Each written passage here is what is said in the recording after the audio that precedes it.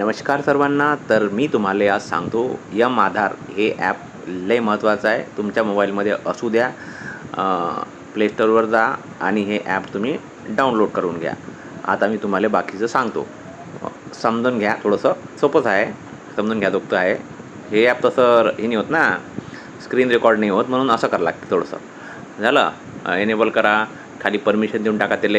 Yes करून टाका आणि मग तुमचं हे वाला ॲप चालू होते. हे लय महत्त्वाचं आहे, कारण की तुमच्या खिशामध्ये कधी पण डिजिटल आधार कार्ड राहू शकते. इथं तुमचा मोबाईल नंबर टाका, OTP येते, तोच टाकायचा जो आधार कार्डले जोडून ठेवला आहे आपण. मग झालं, OTP आला की मग काय होते, असं ओपन होते. वरतीच ते का निळ्या रंगाची पट्टी, हे रजिस्टर माय आधार, तिथं तुम्हाला तुमचं रजिस्ट्रेशन करायचं आहे. म्हणजे आधार नंबर टाकून मग काय करायचं, तुमचा जो जादुई आकडा आहे 12 नंबरवाला, तो तिथं टाका लागेल. रजिस्टर माय आधारवर क्लिक करा.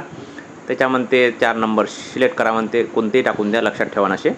मग इथं आधार नंबर टाका, कॅप्चा टाका.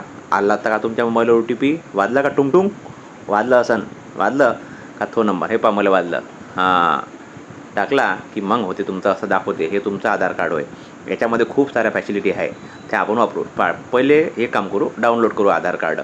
रेग्युलर आधार कार्ड म्हणजे रेग्युलर मास्क म्हणजे थोडंसं नंबर झाकून ठेवते. थोडंसं आधार नंबर टाकायचा, तेच प्रोसेस आपली. कॅप्चा टाकायचा, OTP येते आणि मग तुमचं आधार कार्ड डाउनलोड होते. एवढं सोपं आहे.